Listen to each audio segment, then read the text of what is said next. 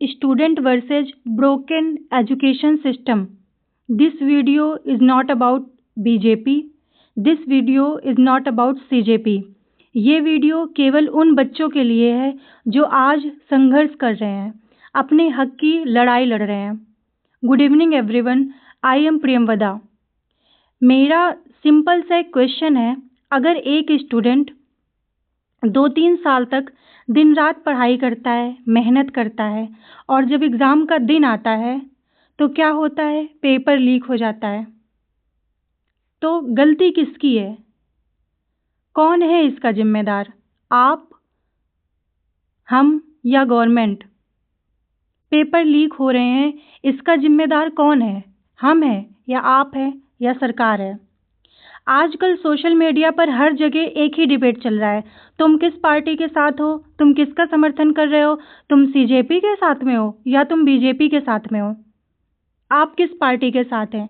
हर जगह यही क्वेश्चन कर रहा है, कोई बच्चे के मुद्दे नहीं उठा रहे हैं। आज बच्चे किस लिए प्रदर्शन कर रहे हैं उसके बारे में कोई नहीं सोच रहा है, बस ये पूछ रहे हैं आप किस पार्टी के साथ में हैं। लेकिन मेरा एक सवाल है, क्या हम स्टूडेंट के साथ में हैं जो आज संसद के सामने जंतर मंतर पर संघर्ष कर रहे हैं? क्या आप उनके साथ में हैं? हर बार जब स्टूडेंट अपनी प्रॉब्लम उठाते हैं, डिस्कशन एजुकेशन से शिफ्ट होकर के पॉलिटिक्स पर क्यों चली जाती है? सोचिए, एक स्टूडेंट सुबह 5 बजे उठ करके 4 बजे उठ करके पढ़ाई करता है, संघर्ष करता है, अपने फेस्टिवल मिस करता है, घर से कॉल आता है, आ जाओ बेटा त्यौहार है, होली दिवाली तक में नहीं जा पाते बच्चे, एक रूम में रह कर के अकेले पढ़ाई करते हैं, फैमिली फंक्शन स्किप करते हैं, मेंटल प्रेशर झेलते हैं। कितना प्रेशर होता है उनके ऊपर, पेपर क्वालिफाई करने का, कंपटीशन इतना बढ़ रहा है उसका प्रेशर होता है, फैमिली का प्रेशर होता है, रिलेटिव्स का प्रेशर होता है, सारे प्रेशर के साथ तब भी बच्चा मेहनत के साथ पढ़ाई करता है, सिर्फ एक सपने के लिए, एक फेयर अपॉर्चुनिटी के लिए। उसको इस बात से कोई मतलब नहीं है कि पावर में कौन है, बीजेपी है या कांग्रेस है या आप है, उसको इससे मतलब नहीं है। वो बस क्या चाहता है, उसको एक फेयर अपॉर्चुनिटी मिले, उसको सिर्फ इतना चाहिए, एक ट्रांसपेरेंट एग्जाम, एक फेयर सिलेक्शन प्रोसेस जिसमें उसने जितनी मेहनत करी है उसका उसको आउटकम निकले, पेपर लीक ना हो, ट्रांसपेरेंट एग्जाम हो, जिसने जिस हिसाब से मेहनत करी है उस हिसाब से उसको रिजल्ट दिखे। एक फेयर सिलेक्शन प्रोसेस उसको चाहिए, ना कि उसमें धांधली हो, ना ही पेपर लीक हो, ये सब उसको कुछ नहीं चाहिए। लेकिन क्या होता है, बच्चों की जो बात उठाता है वहां से वो शिफ्ट हो जाती पॉलिटिक्स पर, हिंदू मुस्लिम पर, रिलीजन पर, तुम किस पार्टी से आए हो, इस पर शिफ्ट हो जाती है।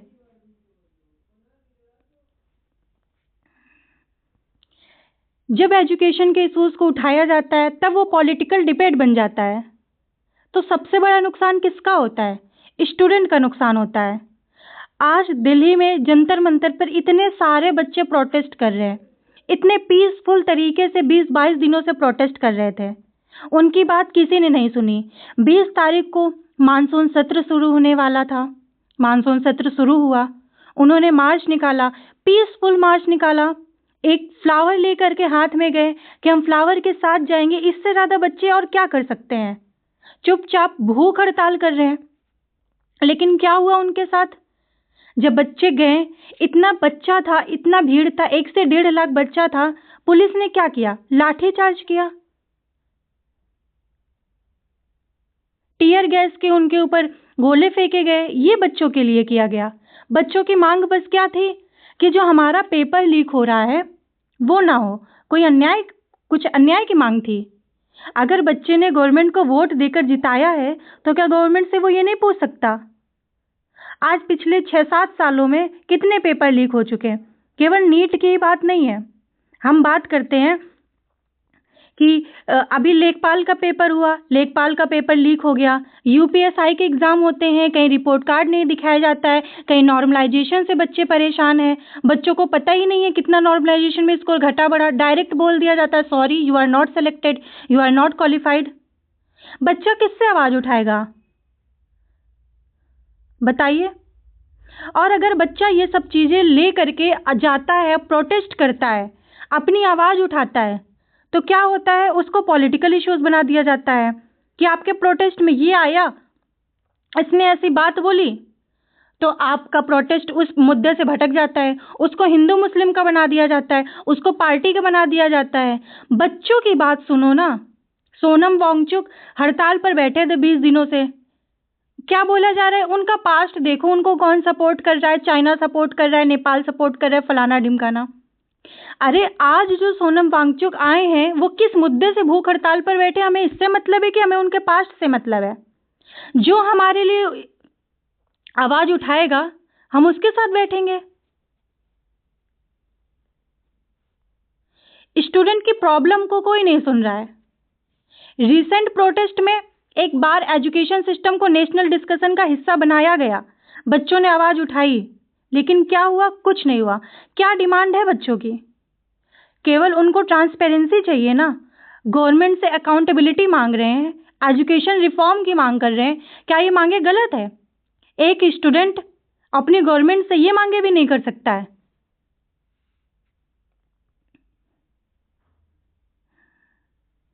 वोट अगर हम देते हैं तो सवाल भी हम ही करेंगे। वोट देते समय जब स्टूडेंट जाता है, यूथ जाता है, तो वो एक उम्मीद के साथ जाता है ताकि हमें एक अच्छी गवर्नमेंट आएगी तो हमें वहाँ से हेल्प मिलेगी, पेपर लीक बंद हो जाएंगे, धांधली बंद हो जाएगी, रोजगार मिलेगा। तो गवर्नमेंट से अगर वो क्वेश्चन कर रहा है तो गवर्नमेंट की क्या अकाउंटेबिलिटी नहीं बनती है? इतना अनसुना कोई कैसे हो सकता है?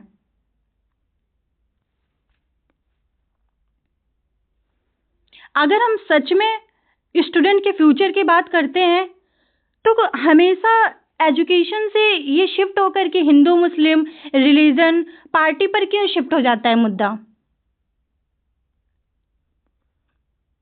हमारी मांगे क्या है? बस स्ट्रांग एजुकेशन सिस्टम है, पेपर लीक मत हो, ट्रांसपेरेंसी हो, रिक्रूटमेंट प्रोसेस टाइमली हो जाए। वैकेंसी 1 साल पहले आ रही है, उसका कब हो रहा है, 1 साल के बाद उसकी पोस्टिंग हो रही है, उसका प्रोसेस कंप्लीट हो पा रहा है। इसलिए चाहिए ना। ये क्यों? क्योंकि जो स्ट्रांग एजुकेशन सिस्टम है वो ही एक क्रिएट क्या करता है, स्ट्रांग नेशन बनाता है। Create a strong nation only because of strong education system. याद रखिए, गवर्नमेंट बदलेगी, पॉलिटिकल पार्टीज भी बदलेंगी, लेकिन एक स्टूडेंट का लॉस्ट ईयर, एक फैमिली का ब्रोकन ड्रीम, एक एस्पिरेंट की मेहनत कभी वापस नहीं आएगी। इसीलिए डोंट सपोर्ट पॉलिटिक्स ब्लाइंडली। किसी भी पार्टी को आप अंधा सपोर्ट मत करिए।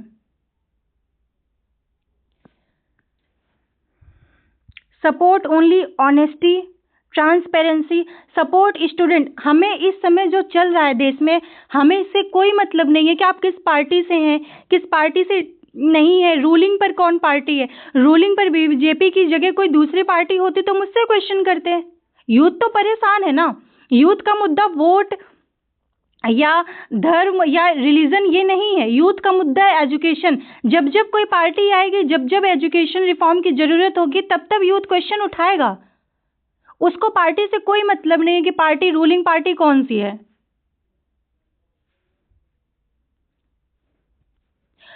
और सबसे बड़ी बात, हमें क्या करना है, हमें एजुकेशन रिफॉर्म को सपोर्ट करना है।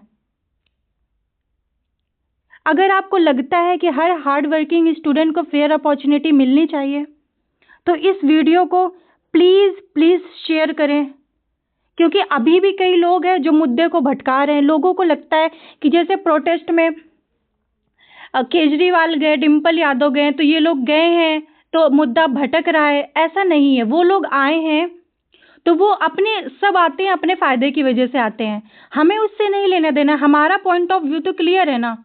हम किस वजह से आज प्रोटेस्ट में शामिल हुए हैं। हमारी मांगे पूरी करी जाए। धर्मेंद्र प्रधान का बच्चे इस्तीफा मांग रहे हैं। पहले तो इस्तीफा नहीं मांगा, अब जब बच्चे परेशान हो गए, 6 से 7 पेपर लीक हो चुके हैं, बच्चे सुसाइड कर रहे हैं,